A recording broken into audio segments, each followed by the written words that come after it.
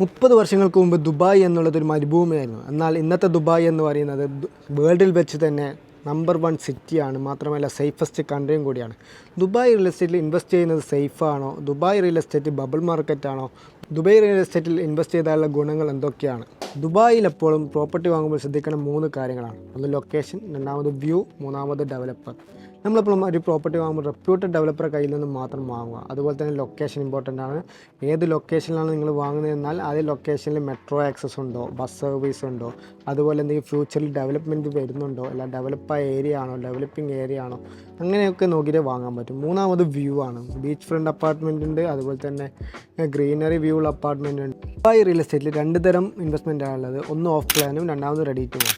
Ready to മൂവും off പ്ലാനും തമ്മിലുള്ള ഡിഫറൻസ് എന്ന് പറഞ്ഞാൽ റെഡി ടു മൂവിൽ നമ്മൾ 100% ക്യാഷ് അപ്പ് ഫ്രണ്ട് കൊടുക്കണം. അതുപോലെ തന്നെ 4% DLD കൊടുക്കണം. അതുപോലെ 2% കമ്മീഷൻ കൊടുക്കണം. അപ്പോൾ ടോട്ടൽ 106% കൊടുക്കണം. എന്നാലേ നമുക്ക് ഇയർലി റെൻ്റലി 6 to 8%, 6 to 10% റെൻ്റൽ കിട്ടും. അതിൽ നിന്ന് സർവീസ് ചാർജും കുറച്ച് ബാക്കിയുള്ള ഒരു 6 to 7% ആണ് നമുക്ക് ആവറേജ് റെൻ്റൽ കിട്ടുന്നത്. എന്നാൽ ഓഫ് പ്ലാനിലാണ് നിങ്ങൾ ഇൻവെസ്റ്റ് ചെയ്യുന്നതെങ്കിൽ ഓഫ് പ്ലാനിൽ നമുക്ക് കുറേ തരത്തിലുള്ള പേയ്മെൻറ്റ് പ്ലാൻ വരുന്നുണ്ട്. 60 അണ്ടർ കൺസ്ട്രക്ഷനും 40 ഓൺ ഹാൻഡ് ഓവർ കൊടുക്കുന്ന പേയ്മെൻറ്റ് പ്ലാൻ ഉണ്ടാവും. 70-30 ഉണ്ട്, അതുപോലെ തന്നെ 30-70 പേയ്മെൻറ്റ് പ്ലാൻ ഉണ്ട്. ഈ ഓഫ് പ്ലാനിലെ ഗുണം എന്ന് പറഞ്ഞാൽ നമ്മൾ എത്രത്തോളം കുറച്ച് പൈസ കൊടുത്ത് നമുക്ക് ഓൺ ഹാൻഡ് ഓവറിൽ നമുക്ക് അത് ഗ്രാബ് ചെയ്യാൻ പറ്റും. ഈ ഓഫ് പ്ലാനും റെഡി ടു മൂവും പറയുമ്പോഴാണ് എൻ്റെ മനസ്സിലൊരു കഥ വന്നത്. അതായത് നമ്മുടെ രാം സിംഗ് എന്ന് പറയുന്ന ഒരു ഗുജറാത്തുകാരൻ്റെ കഥയാണ് എനിക്ക് പറയാനുള്ളത്. 2015 ദുബായിൽ അയാൾ നാട്ടുകാരെയും വീട്ടുകാരെയും ഫാമിലിയെയും എല്ലാവരും ഒഴിവാക്കി ദുബായിൽ കയറി വന്നു. അന്ന് അയാൾ ഹാർഡ്വെയർ ഷോപ്പിൽ കയറി, അതുപോലെ പലതരം ജോലി ചെയ്തു. 2021 അയാൾ ലൈസൻസ് എടുത്തു. 2021 ടാക്സി ഡ്രൈവറായി. ആ 2015 തൊട്ട് 2021 വരെ സ്വരൂപിച്ച എമൗണ്ട് കൊണ്ട് അയാൾ ഒരു ഓഫ് പ്ലാനിൽ ഇൻവെസ്റ്റ് ചെയ്യുകയായിരുന്നു. അതായത് ഓഫ് പ്ലാനിൽ 3,80,000 ദിർഹംസിന് അയാൾക്കൊരു സ്റ്റുഡിയോ അപ്പാർട്ട്മെൻറ്റിൽ അയാൾ ഇൻവെസ്റ്റ് ചെയ്തു. അതിൽ ഡൗൺ പേയ്മെൻറ്റ് എന്ന് പറയുന്നത് 20% ആയിരുന്നു അയാൾ കൊടുത്തിരുന്നത് അന്ന്. ഇന്ന് 2025 അയാളത് ട്രേഡ് ഓഫ് ചെയ്തത് 6,80,000 ദിർഹംസിനാണ്. അയാളുടെ പ്രോഫിറ്റ് എന്ന് പറയുന്നത് 3 ലക്ഷം ദിർഹംസ് ആയിരുന്നു അയാളുടെ പ്രോഫിറ്റ്.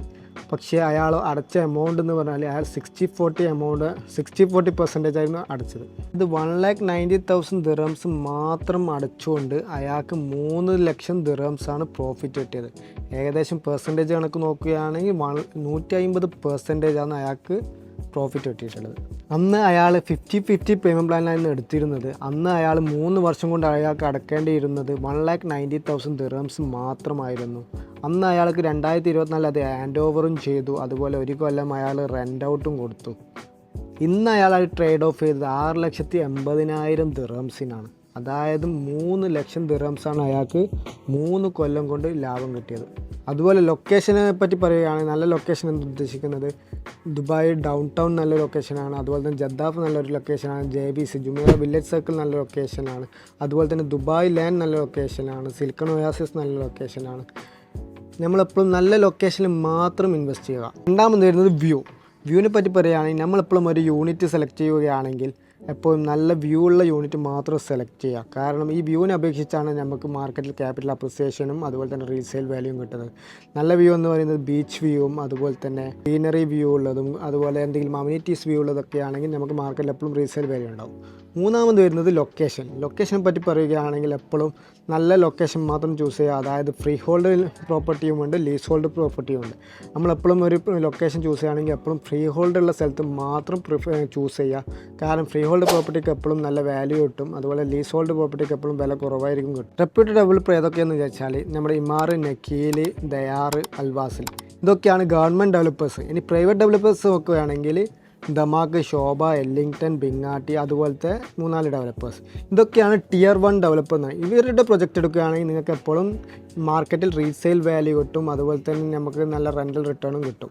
ഇപ്പോൾ എക്സാമ്പിൾ നോക്കുകയാണെങ്കിൽ ഇപ്പോൾ എല്ലിങ്ടൻ്റെ ഒരു പ്രൊജക്റ്റും ഉണ്ട്. അതുപോലെ തന്നെ ലോക്കൽ ഡെവലപ്പറായ മറ്റുള്ളൊരു ഡെവലപ്പർ പ്രൊജക്റ്റും കൂടി തൊട്ടടുത്തുണ്ടെങ്കിൽ ഏറ്റവും കൂടുതൽ റെൻ്റൽ റിട്ടേൺ കിട്ടുന്നത് എല്ലിങ്ടൻ്റെ പ്രൊജക്റ്റിനായിരിക്കും. ഈ ലോക്കൽ റിട്ടേൺ ഇപ്പോൾ എക്സാമ്പിൾ എല്ലിങ്ടന് 50,000 റെൻ്റൽ റിട്ടേൺ കിട്ടുന്നുണ്ടെങ്കിൽ ഒരു ലോക്കൽ ഡെവലപ്പറിൽ നിന്ന് നമുക്ക് മാക്സിമം പോയാൽ 40,000 കിട്ടുക. കാരണം അവരുടെ മെയിൻ്റനൻസും അവരുടെ സർവീസും അവരുടെ ക്വാളിറ്റിയിലാണ് നമുക്ക് റെൻ്റൽ റിട്ടേണും റീസെയിൽ വാല്യൂയും കിട്ടുന്നത്.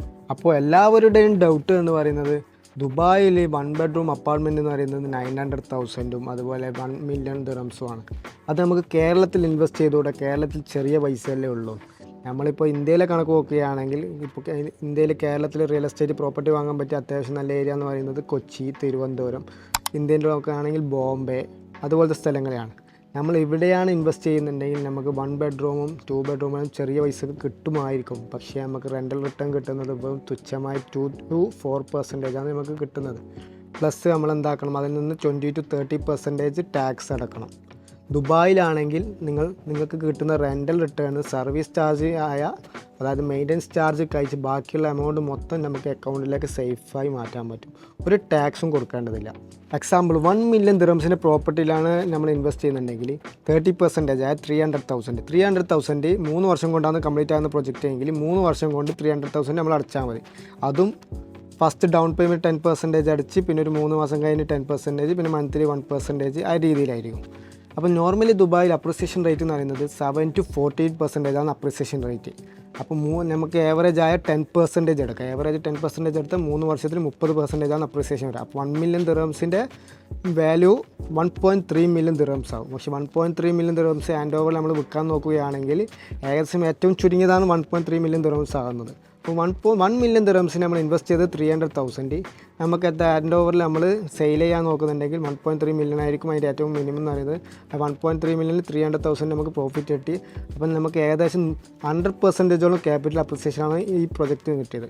അങ്ങനെയാണ് ഓഫ് പ്ലാനിൽ നമ്മൾ പൈസ ഉണ്ടാക്കുന്നത്. എല്ലാവരും ദുബായ് റിയൽ എസ്റ്റേറ്റിൽ എന്തെങ്കിലും ഡൗട്ട്സോ കാര്യങ്ങളോ ഉണ്ടെങ്കിൽ നിങ്ങൾക്ക് താഴെ കാണുന്ന നമ്പറിൽ കോൺടാക്ട് ചെയ്താൽ മതി. അതുപോലെ ദുബായ് റിയൽ എസ്റ്റേറ്റ് എന്തെങ്കിലും ഇൻഫോർമേഷനും കാര്യങ്ങളും അറിയാൻ വേണ്ടി ഈ ചാനലൊന്ന് സബ്സ്ക്രൈബ് ചെയ്താൽ മതി.